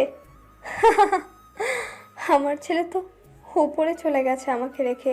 স্বার্থপর ছেলে, মাকে সাথে নিয়ে যায়নি। মা কিছুতে বিশ্বাস করছে না যে আমি মেহেদি। আমি কি করে মাকে বিশ্বাস করব যে আমি তার সে ছেলে মেহেদি? ও হ্যাঁ, মনে পড়ছে। মা আমাকে নিজে গলায় হার পরিয়ে দিয়েছে ছোটবেলায়। সব কিছু হায়নারা নিয়ে গেলেও ওটা নিতে পারিনি। আমি আস্তে করে শার্টের ভেতর থেকে হারটা বের করে মাকে দেখিয়ে বললাম, দেখো এই হার, তুমি আমাকে তোমার নিজের হাতে পরিয়ে দিয়েছো। এবার তো বিশ্বাস কর আমি তোমার ছেলে। হ্যাঁ তাই তো, তুই আমার ছেলে বাবা। জড়িয়ে ধরে কপালে চুমু দিল ছোটবেলার মতো করে। জানিস, তোর মৃত্যুর খবর শোনার পর আমি স্ট্রোক করেছিলাম। বেঁচে ফিরবো কখনো ভাবিনি। বৌমা যখন বলেছিল যে সন্ত্রাসীরা তোকে মেরে সমুদ্রে বিশাল ঢেউয়ের সাথে ভাসিয়ে দিয়েছে, তখন আমি কথাটি শুনে স্ট্রোক করেছিলাম। কখনো ভাবিনি যে তোর দেখা পাবো। আজ আমি অনেক খুশি বাবা। আজ যে মহা খুশির দিন। বাবা, তোর সাথে এই মেয়েটিকে? ও মা, ওর নাম নীরা। ওর আর ওর দাদুর ওসিলায় আমি আজ বেঁচে গেছি। ওর দাদু আমাকে সমুদ্রের তীরে ভেসে আসতে দেখে তারপর আমাকে উদ্ধার করে ওরা দীর্ঘ 1 বছর চিকিৎসা ও আমার সেবা করে আমাকে বাঁচিয়ে তুলছে। ওর মা বাবাও ছোট থাকা অবস্থায় মারা গেছে, আর কিছুদিন আগে বৃদ্ধ দাদাও না ফেরার দেশে চলে যায়। তাই ওর আপন বলতে আমি ছাড়া কেউ নেই, এই জন্যই আমি ওকে সাথে নিয়ে আনছি। কে বলছে ওর কেউ নেই? ও আমার ছেলের জন্য যা করেছে তার ঋণ শোধ করতে পারবো না আমি। কিন্তু ওরে আমি আজ থেকে আমার নিজের মেয়ে মনে করব। এছাড়া আমার তো কোনো মেয়েই নেই। ভালোই হলো, একটা মেয়ে পেলাম। আমিও ওকে এই কথা বলেছি। কিন্তু ও যে কোনো কথা বলছে না। ও যে ইন্দোনেশিয়ান, তাই বাংলা বুঝতে পারছে না। আমি ওকে তোমার বাংলা ভাষার কথাগুলো ওর ভাষায় বুঝাবো। আচ্ছা, তাহলে তুই ফ্রেশ হয়ে আয়, আর আমিও ওকে আমার সাথে নিয়ে যাই। আচ্ছা মা, ঠিক আছে। তারপর ফ্রেশ হয়ে খেয়ে নিলাম। আমি ঘুমাতে চলে গেলাম, আর আম্মুও নীরাকে নিয়ে ঘুমাতে চলে গেল। দীর্ঘ 1.5 বছর পর নিজের বাসায় ঘুমাবো, কিন্তু কেন জানি বারবার মনে হচ্ছে আমার কাছাকাছি কেউ আছে যে আমাকে প্রতি মুহূর্তে ফলো করছে। দূর এসব মনের ভুল। দিলাম এক লম্বা ঘুম। এক ঘুমে রাত গড়িয়ে দিন হয়ে গেছে। নীরার ডাকে ঘুম ভেঙে যায়। দাদা ওঠো, ফ্রেশ হয়ে নাস্তা করতে আসবে। আচ্ছা যেমন, আমি আসছি। আচ্ছা আমি গেলাম, তুমি তাড়াতাড়ি আসো। ফ্রেশ হয়ে নাস্তা করে নিলাম। তারপর মাকে বললাম, মা সবাইকে আজ ডিনারে ইনভাইট করো, যেন আমাকে দেখে চমকে যায়। আচ্ছা ঠিক আছে, আজ তোর বন্ধুদের, আত্মীয় স্বজনদের ইনভাইট করব। ওকে। তারপর আমি আমার রুমে গেলাম। ভাবলাম এখন বাইরে যাব না, রাতে সবাইকে চমকে দিব। কাল থেকে বের হব, এখন বরং ছাদে যাই, রুমে আর ভালো লাগছে না। তারপর সোজা ছাদে চলে গেলাম। ছাদের যে পাশে কাঠগোলাপের গাছ, ওই পাশে গিয়ে অতীতের সব কথা ভাবতে থাকলাম। আলিফার কথা অনেক বেশি মনে পড়ছে। না জানি কেমন আছে, ভালোই আছে হয়তো ডাক্তারের সাথে, কিন্তু কেন মনে হচ্ছে আমার সাথে কেউ আছে যে আমাকে ফলো করছে। মনে হচ্ছে আমার পেছনে কেউ দাঁড়িয়ে আছে। পেছন ফিরে তাকাতে কিছুই তো নেই, তাহলে এসব আমার মনের ভুল। কিন্তু চিলেকোঠার রুমের কর্নারে কিসের যেন শব্দ হচ্ছে। যা আছে কপালে, ওইখানে কি আছে আমাকে দেখতেই হবে। এগিয়ে গিয়ে দেখে আমি ভয় পেয়ে গেলাম। একটি সাদা ছেঁড়া শাড়ি পরে একটি মহিলা দাঁড়িয়ে আছে। উস্কো খুস্কো চুলগুলি উঠছে, জীর্ণ শীর্ণ দেহ, কি যেন বিড়বিড় করে বলতেছে। আমি কিছু না ভেবে মাকে ডাকলাম, মা ও মা ছাদে আসো তো। মা হাজির হয়ে বলল, কি হয়েছে? এই অসময়ের ছাদে কি করিস? আর আমাকে ডাকলি কেন? ছাদে ওই অচেনা পাগলির মতো দেখতে কে ওইখানে দাঁড়িয়ে আছে দেখো তো। আচ্ছা, সরে দাঁড়া, আমাকে দেখতে দে। ও, ওকে চিনিস নাই? আমি তো তাকে দেখিই নাই, চিনবো কেমনে? মনে হচ্ছে পাগলি। তাহলে দেখ। দেখি অবাক, ও আর কেউ না, আমার পরি, যাকে আমি অনেক ভালোবাসতাম। আর আমার ভালোবাসার দুর্বলতাকে পুঁজি করে আমাকে পৃথিবী থেকে বিদায় করে দিতে চেয়েছিল। কিন্তু মা, ওর এই অবস্থা হলো কি করে? তুই কিছুই জানিস না। কি জানি না, আমি খোলাসা করে বলো শুনি। শুন তাহলে, তোর উপর সন্ত্রাসী হামলায় ওর কোনো হাত নেই। যা করার ওই ডাক্তার করেছে। কি বলতেছো? আমি নিজ কানে শুনেছি। ওকে দিয়ে ডাক্তার এসব বলতে বাধ্য করেছে। আর তোকে মারার কোনো ইচ্ছেই ছিল না ওর। তাহলে আমার সাথে এসব ঘটলো কি করে? ও যখন তোর সাথে হানিমুনে যায়, তখন ও আস্তে আস্তে তোর প্রতি দুর্বল হতে থাকে। আর ওই ছেলের সাথে ঠিকমতো কথাও বলে না, ওই ছেলেকে ইগনোর করতে থাকে। আর ছেলেটি এসব মেনে নিতে পারেনি, তাই ওই ছেলেও ইন্দোনেশিয়া চলে যায় আর সন্ত্রাসীদের টাকা দিয়ে কবজা করে, তোর উপর আক্রমণ চালায়। এটা যখন আলিফা জানতে পারে, তখন তোকে বাঁচাতে চায়, কিন্তু ছেলেটা আলিফাকে ব্ল্যাকমেল করে, আলিফাকে বাধ্য করে ওসব বলতে। তারপর আলিফাকে দেশে এনে মারাত্মকভাবে শারীরিক নির্যাতন করে। আলিফা কিছু বলেনি? আলিফা অনেক বলছে, ভিক্ষে চেয়েছে ছেলেটার ভালোবাসা, কিন্তু ছেলেটা বলে ও নাকি আলিফাকে ভালোই বাসেনি, শুধুমাত্র ব্যবহার করার জন্য এসব করেছে। আলিফা এসব শুনে অনেক কান্নায় করে আর তোর জন্য আফসোস করে। ও তখন বুঝতে পারে ছেলেটি ওর জন্য ভুল ছিল। ছেলেটা অনেক নির্যাতন করে আমাদের বাসার সামনে এনে ফেলে দিয়ে চলে যায়। তারপর আমি বাইরে বের হলে ওকে উদ্ধার করি আর ওর মুখে সব ঘটনা শুনি। ও তোর সাথে খারাপ ব্যবহার করার জন্য নিজেকে দোষী ভাবতে শুরু করে আর পাগলামি শুরু করে দেয়। সুইসাইডও করতে গিয়েছিল, আমি বাধা দিয়েছি। এরপর তোর শোকেই মেয়েটি আস্তে আস্তে পাগল হয়ে যায়। ঠিকমতো খায় না, ঘুমায় না, শুধু তোর কথা বিড়বিড় করে বলে একা একা। নিজের অজান্তেই আমার চোখের পানি বের হয়ে আসলো। আমি যখন চেয়েছি বুঝেনি, আর এখন আমাকে এত ভালোবাসে। একদম চিনার উপায় নেই কি হয়েছে শরীরের অবস্থা, কত সুন্দরী ছিল আর কি হয়ে গেল। মা, ওরে চিকিৎসা করাওনি সুস্থ করে তোলার জন্য? অনেক চিৎকার করেছি, কোনো লাভ হয়নি। ডাক্তার বলেছে ও কোনো দিন সুস্থ হতে পারবে না। তবে কি মা, কোনো সুযোগ আছে নিশ্চয়ই? আমি ওকে সুস্থ করে তুলবই। ওকে সুস্থ করার উপায়টি হলো ভালোবাসা। মানে? হ্যাঁ, একমাত্র ভালোবাসার দ্বারা ওকে সুস্থ করা সম্ভব। ভালোবাসা পারে না এমন কিছুই নেই। ভালোবাসা পেলে বনের হিংস্র পশুও পোষ মানে। তাই একমাত্র ভালোবাসা দিয়েই ওকে আবার আগের অবস্থায় ফিরিয়ে আনা সম্ভব। সত্যি? তাহলে তো আমিই পারবো ওরে সুস্থ করে তুলতে, কারণ আমি ওরে অনেক বেশি ভালোবাসি। আমার প্রতিটি হৃদস্পন্দনের সাথে ও মিশে গেছে। হ্যাঁ, আমারও বিশ্বাস তুই পারবি। দোয়া করো মা, আমি যেন আমার ভালোবাসা দিয়ে ওরে আবার আগের স্বাভাবিক জীবনে ফিরিয়ে আনতে পারি। দোয়া করি বাবা, তুই সফল হো। কিন্তু আরেকটি কাজ যে আমাকে করতেই হবে মা। কি কাজ সেটা? আমার ভালোবাসার এই অবস্থার জন্য যে দায়ী, তাকে তো আমি ছেড়ে দিব না মা। হ্যাঁ বাবা, ওই জঘন্য মানুষটিকে বোঝাতে হবে যে কারো ভালোবাসাকে পুঁজি করে জীবন ধ্বংস করে দেওয়ার কষ্ট কতটা যন্ত্রণাদায়ক হয়। মা, তুমি শুধু দোয়া করো, আমি ওর প্রতিশোধ নিবই। এখন ওরে নিয়ে চলো রুমে। আচ্ছা, আমি আর নীরা নিয়ে আসছি। তারপর রুমে আসি, মা আর নীরা ওরে নিয়ে আসে। ওর কি অবস্থা! ওকে গোসল করিয়ে পরিপাটি করে রাখতে হবে। এতদিন একা ছিলাম তাই পারতাম না, এখন তোরা আসছিস, এখন পারবো। না মা, কাজটা আমি একা নিজে করতে চাই। আমার ভালোবাসা দিয়ে ওরে সুস্থ করতে হবে, তাই আজ থেকে ওর যাবতীয় কেয়ার আমি করব। তাহলে আরও ভালো, কিন্তু তুই কি পারবি একটা মেয়ের যাবতীয় কেয়ার করতে?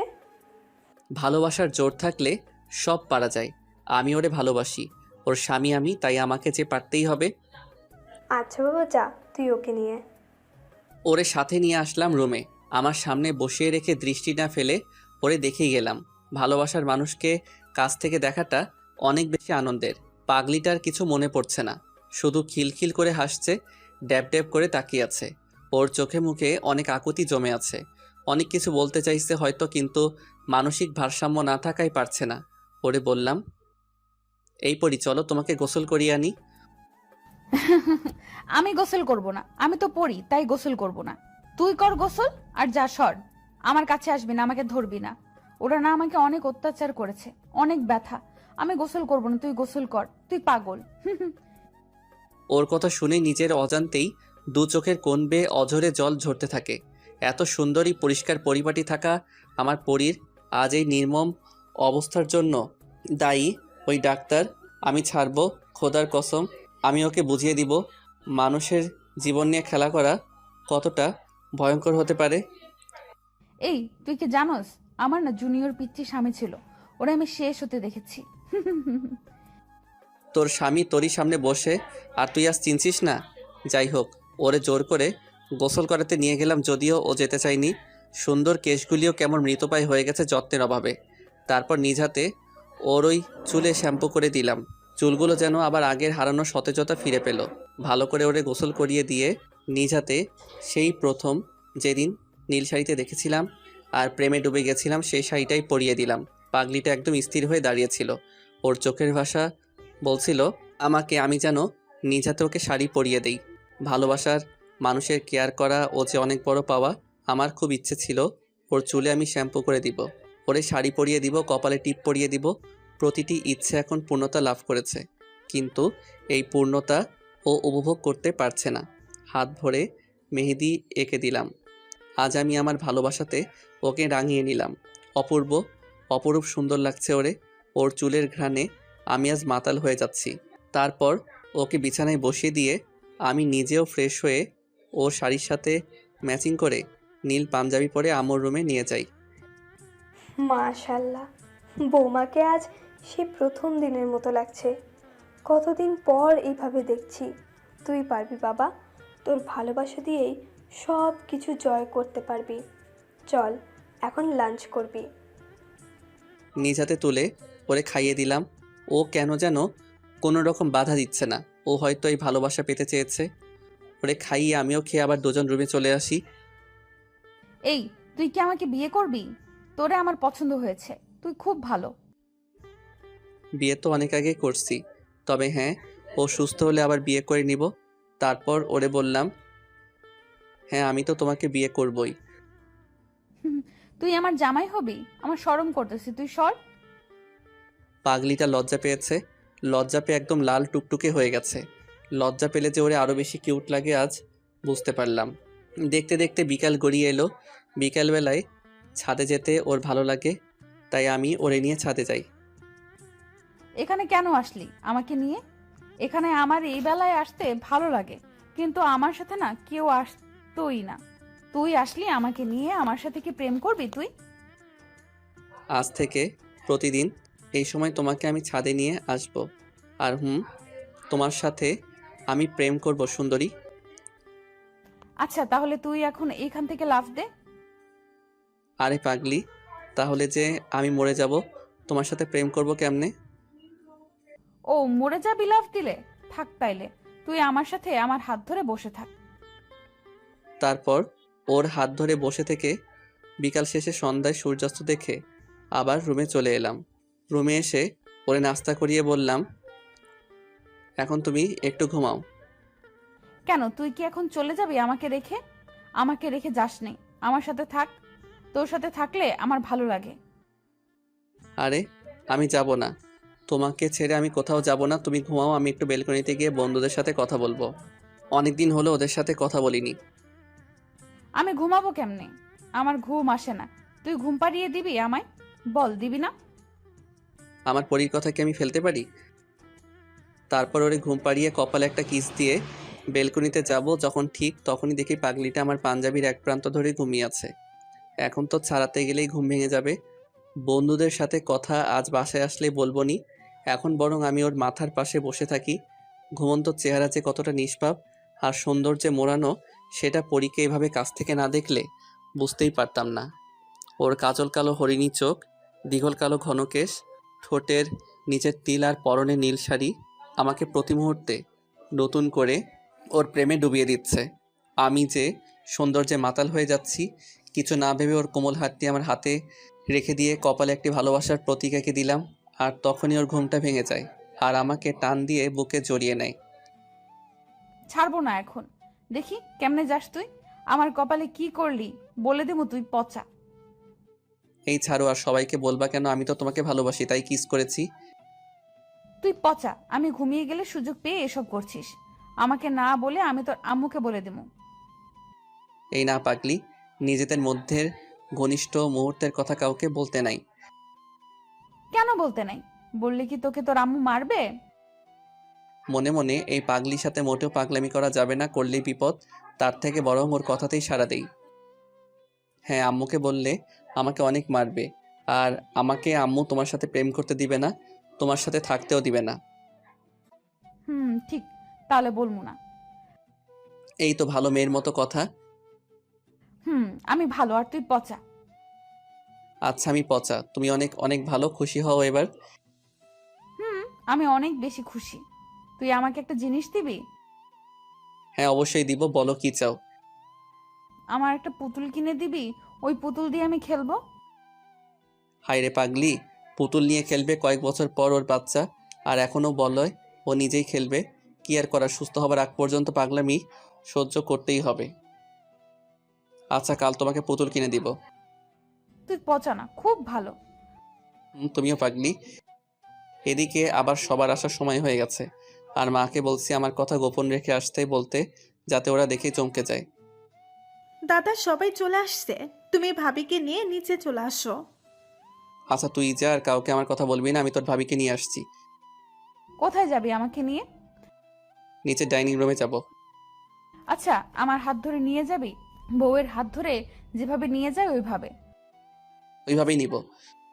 ওদিকে আত্মীয় স্বজন বন্ধু বান্ধব সবার সাথে কথা বলছে। আর হ্যাঁ, আজকে আমার জন্মদিন ছিল, তাই সবাইকে আজ বাসায় ইনভাইট করা হয়েছে। তোমরা সবাই কেমন আছো? হ্যাঁ ভালো আছি, আপনি কেমন আছেন? হ্যাঁ, আমিও ভালো। সবাই তো জানো আজ মেহেদির জন্মদিন। হ্যাঁ জানি, আজ যদি ও আমাদের মাঝে থাকতো তাহলে অনেক ভালো লাগতো। সবাই মিলে একসাথে কত আনন্দ করতাম। তা ঠিক। আর হ্যাঁ, তোমরা সবাই চোখ বন্ধ করো কিছুক্ষণের জন্য, একটা সারপ্রাইজ আছে। আচ্ছা বন্ধ করলাম আমরা চোখ। আলিফাকে নিয়ে ওদের সামনে চুপচাপ বসলাম। এইবার সবাই চোখ খুলতে পারো। সবাই চোখ খুলে অবাক হতভম্ব হয়ে গেছে, তাকিয়ে আছে অদ্ভুত দৃষ্টিতে। মেহেদি, তুই কিভাবে এখানে? বেঁচে আছিস তুই? আর আমরা সবাই ভেবেছি আমাদেরকে চলে গেছিস। না রে বন্ধু, তোদের সবাইকে রেখে কি করে যাব? আল্লাহ নিজেই হয়তো এটা চাইনি, তাই বাঁচিয়ে রাখছে। তোরে অনেক অনেক মিস করছি রে বন্ধু। এখন আর মিস করতে হবে না, আমি এসে গেছি। সবাই আবেগপ্রবণ হয়ে গেছে। সবার সাথে অনেক দিন বুকে বুক মিলিয়ে কোলাকুলি করে বার্থডে উদযাপন করলাম। সবাই বলো সারপ্রাইজটা কেমন ছিল? আন্টি, পৃথিবীতে এর থেকে বড় সারপ্রাইজ আর হতে পারে না। হারানো বন্ধুকে ফিরে পাওয়া যে অনেক আনন্দের, আর তাও আবার এমন একটা স্পেশাল দিনে। এখন তোমরা নিজেরা কথা বলো, আমি একটু আসছি। আচ্ছা আন্টি। কিরে তোরা সবাই কেমন আছিস তাহলে? এতদিন তো বেটা কেউই ভালো ছিলাম না, তবে এখন অনেক ভালো আছি বন্ধু, তোকে ফিরে পেয়ে। ঠিক বলেছিস। তো তোরা কি বিয়ে টিয়ে করে ফেলছিস? না চাস্তো, বিয়ে করিনি, তবে এখন তুই আসছিস তাই বিয়ে করা হবে। কারে, মারিয়াকে নাকি আবার অন্য কেউ? মারিয়াকেই। জানিস না তো, তন্ময়ের পুষ্পিতার সাথে সব ঠিক হয়ে গেছে। আমার কপালটাই খারাপ, রাত্রিকে পাইলাম না। আরে রাত্রি নাই তো কি হয়েছে, দিন তো আছে। ভাবি তো দেখি সুস্থ হয়ে গেছে। হ্যাঁ প্রায় সুস্থ হয়ে গেছে, ভালোবাসা দিয়ে সুস্থ করে তুলছি। এই ভালোবাসাটাই আমার হলো না, মিম আমাকে বুঝলোই না। চিল কাকা, মিম বুঝবে, টেনশন নাই। আলিফা সুস্থ হলে পরে দিয়ে সবার ফিটিং করাবো। ওনারা কারা? কখন থেকে তুই কথা বলছিস আমার সাথে না বলে? ওরা সবাই আমার বন্ধু। ও আচ্ছা। মা আসো, সবাইকে খাবার দিয়ে যাও। মা এসে সবাইকে খাইয়ে দিল। খাওয়া দাওয়া শেষে ডাক্তারের ব্যাপারে ওদেরকে বললাম। তুই কোনো চিন্তা করিস না, ওই বেটা বজ্জাতকে উচিত শিক্ষা দিব। তার আগে বল, এই মেয়েটিকে আগে তো কখনো দেখিনি। তারপর সবাইকে পুরো ঘটনা খুলে বললাম আর নীরার পরিচয়ও দিলাম। ও আচ্ছা, বুঝতে পারলাম।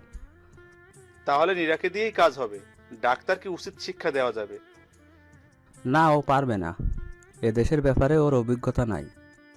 নীরাকে বুঝিয়ে বললাম, ও বলল পারবে। তাহলে তো হলোই, এখন সব ব্যবস্থা করি। আচ্ছা।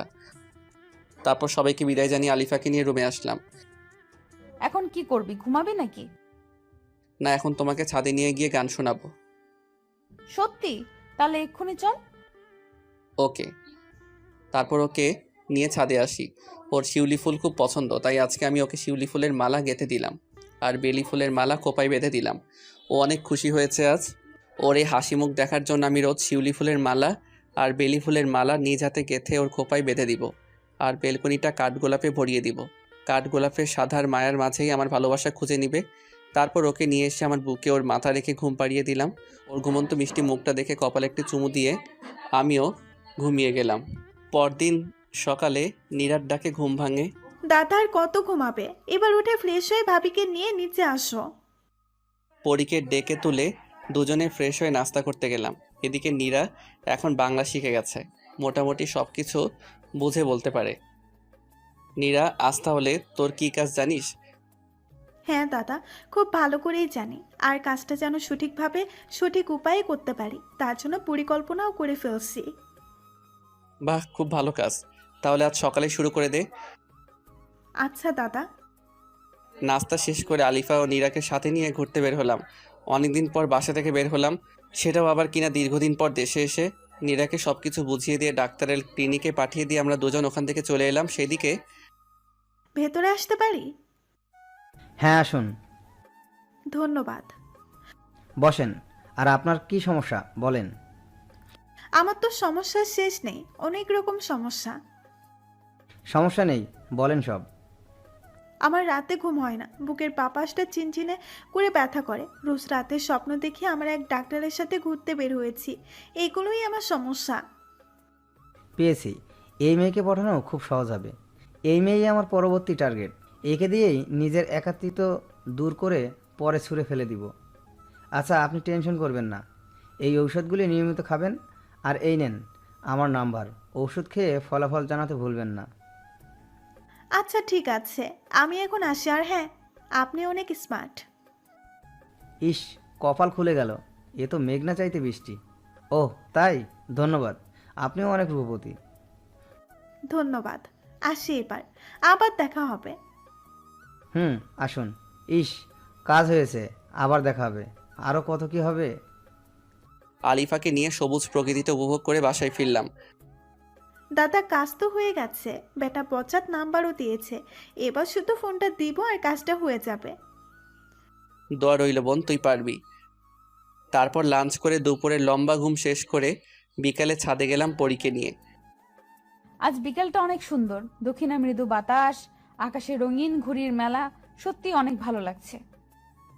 আরে পাগলি, দেখছি সুস্থ হয়ে গেছে প্রায়। হ্যাঁ, অনেক সুন্দর।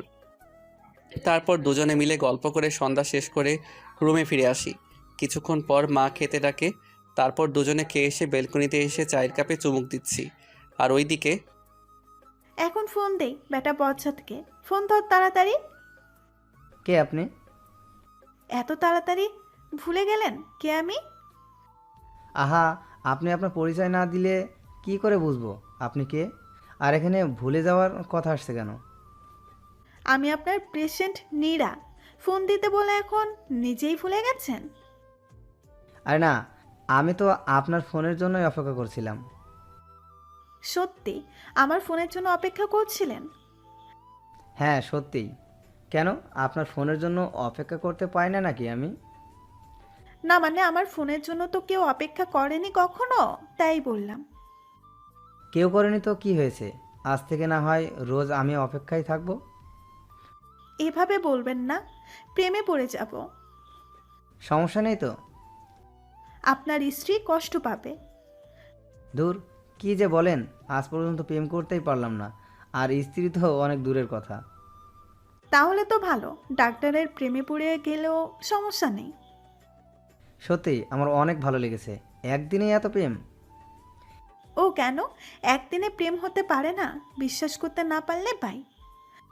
এই না, বিশ্বাস করি, ভালোবাসি আপনাকে। আমিও তোমাকে অনেক ভালোবাসি। আর হ্যাঁ, আজ থেকে আমায় আপনি না, তুমি করে বলবে। তুমি বললে তোমাকে বউ বলে ডাকতে পারি? আপাতত তুমি ঠিক আছে। আচ্ছা বেবি, কি করো তুমি? তোমার সাথে কথা বলি বাবু। তুমি কি করো গো? আমিও তোমার সাথে কথা বলছি, আমার কাজই তো এটা। অনেকক্ষণ কথা শেষে আচ্ছা বাবু, এখন ঘুমাও। আর 5টা মিনিট থাকো প্লিজ। চুপ, আর 1 সেকেন্ডও না, এক্ষুনি ঘুমাও। Good night. Okay baby, good night. এদিকে বর্ষরের ফোন। কিরে, হঠাৎ রাতের বেলা ফোন দিলে আমাকে কি মনে করে? না মানে তোর সাথে কিছু কথা বলার ছিল। কি কথা বল। শোনার পর রাগ করতে পারবি না। আরে না, তুই আমার বন্ধু, তোর কথাতে আমি রাগ করব না। তাহলে শোন, নীরাকে আমার প্রথম দেখাতে ভালো লাগছে, প্রেমে পড়ে গেছি, ওকে আমি বিয়ে করতে চাই, তোর যদি কোনো আপত্তি না থাকে। আরে এটা তো খুশির কথা, তুই নীরাকে ভালোবেসে ফেলছিস। তাই তো বলি, সেদিন রাতে নীরাকে দিয়ে ডাক্তারকে শায়েস্তা করানোতে তুই না করেছিলি। আমার কোনো আপত্তি নেই। তুই তোর পরিবারকে আমার আম্মুর সাথে কথা বলতে বল, বিয়ের দিন তারিখ তারাই ঠিক করবে। আচ্ছা বন্ধু, ধন্যবাদ তোকে। আর হ্যাঁ, তোর বোনকে বিয়ে করব বলে তোকে ভাইজান বলে ডাকতে পারবো না। আরে সমস্যা নেই, আমরা আগে থেকে বন্ধু, তাই ভাইজান বলার দরকার নেই, তুইটাই বেস্ট। আচ্ছা বন্ধু, তাহলে এখন রাখি। আর নীরাকে বলে দিস ডাক্তারের থেকে যেন নিজেকে নিরাপদে রাখে। ওকে বলবো, এখন ঘুমা, গুড নাইট। তারপর আমার পাগলি বউকে বললাম বিয়ের কথা। বাহ, বিয়ে মানে কত মজা, তাই না? তাহলে আমরাও বিয়ে করে ফেলবো, হ্যাঁ? আচ্ছা ঠিক আছে, এখন তুমি আমার বুকে মাথা রেখে ঘুমিয়ে যাও। আচ্ছা, তুইও ঘুমা আমার সাথে। ওকে, গুড নাইট। তারপর ঘুমের শেষে সকালে উঠে ফ্রেশ হয়ে নাস্তার টেবিলে বসে ডাক্তারকে শায়েস্তা করার ফাইনাল পরিকল্পনা করে নীরাকে শিখিয়ে দিয়ে একসাথে বের হলাম। প্রতিমধ্যে ডাক্তারের ফোন। বেবি, তুমি কোথায়? বাবু, আমি তোমার দেওয়ার ঠিকানায় আসছি। ওকে, তাড়াতাড়ি আসো বেবি।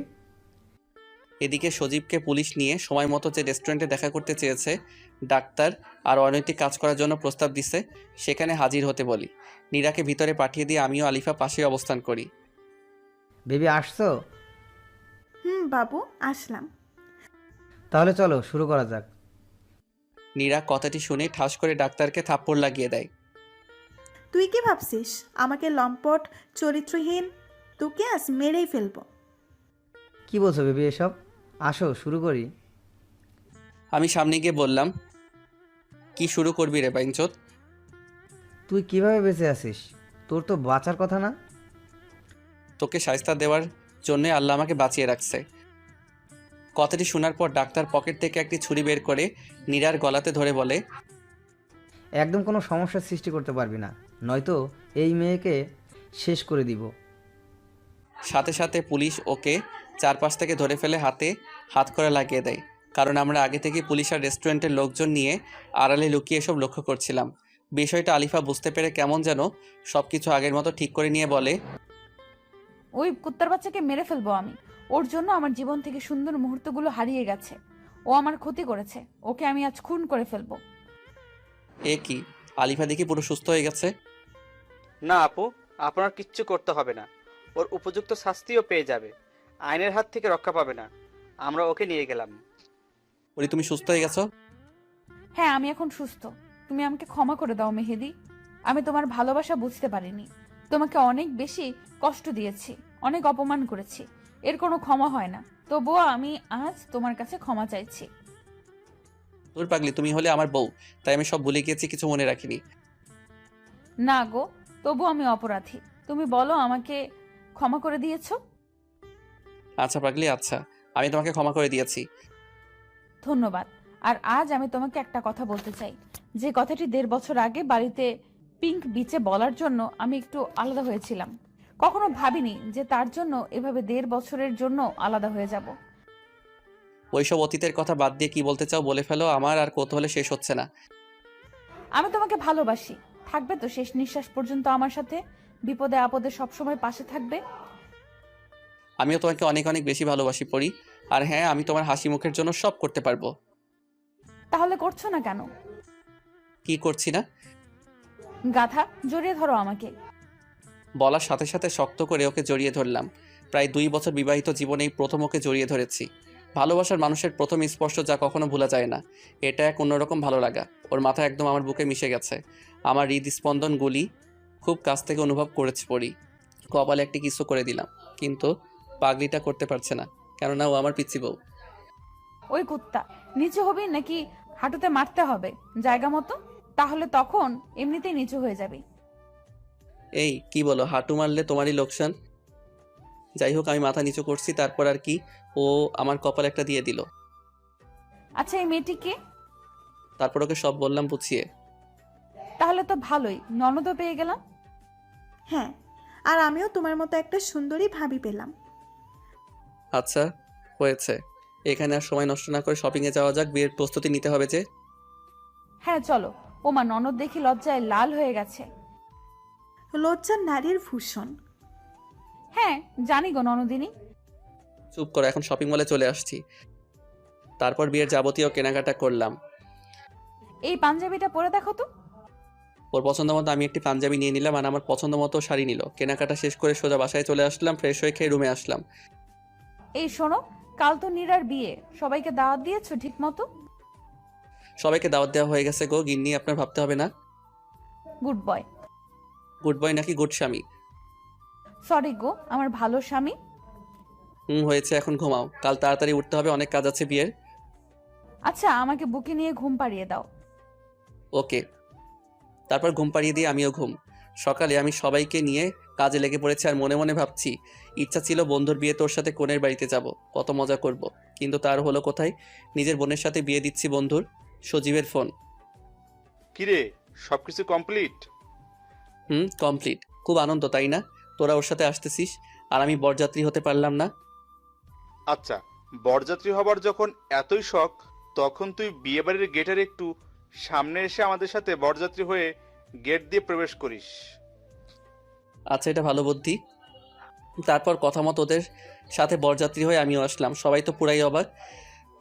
বিআই সাহেব দেখি লজ্জায় লাল হয়ে গেছে। আমাকে উদ্দেশ্য করে মস্করা করে বলে, আমিও কম না বলে ফেললাম। হ গো বিআইন, আপনিও লাল হয়ে গেছেন। সবাই আমাদের কাহিনী দেখে পাগলের মতো হাসছে। তারপর বিয়ের কাজ সম্পন্ন করে ওদের দোয়া করে ছেড়ে দিয়ে আসলাম। মনটা খারাপ লাগছে নীরাকে ছাড়া। আমারও অনেক খারাপ লাগছে, কিন্তু এটাই নিয়ম, ঘুমিয়ে পড়ো। তারপর ঘুম শেষ করে পরদিন বৌভাতে গিয়ে ওদের নিয়ে আসলাম। আজ বিয়ের 4 দিন অতিবাহিত হয়েছে। নীরা, বসর সহ সবাই আজ বাসায়। অন্যান্য আত্মীয় স্বজনও আছে। ভাবছি হঠাৎ করে আজ সবাই একসাথে, কাহিনী কি? আলিফাকে ডাকলাম। আরে কোনো কাহিনী না, সবাই মিলে আজ একসাথে ডিনার করব তো তাই। আমার কথা শুনে বলল, ও আচ্ছা, চলো তাহলে সবাই মিলে ডিনার করে নিই। তারপর ডিনার শেষে সবাই চলে গেল, আর আলিফাকে কি যেন বলে গেল। আমি এখনো রুমেই যাইনি। যাক, পরে যাব, এখন একটু ছাদে যাই। আলিফাকে ডাকলাম, আসলো না, অথচ অন্যান্য দিন ও নিজে থেকে আমার সাথে ছাদে আসে। যাই হোক, একাই ছাদিকে রাত 11টার দিকে রুমে ফিরে আসলাম, আর এসে অবাক। ক্যান্ডেল লাইট দিয়ে সাজানো রুম, বিছানা বাসরাতের মতো করে সাজানো, মাঝে বড় করে লেখা ভালোবাসি। কিন্তু কে করলো এখন এসব? আম্মুকে ডাক দিলাম, আম্মুও ডাকে সাড়া দিল না।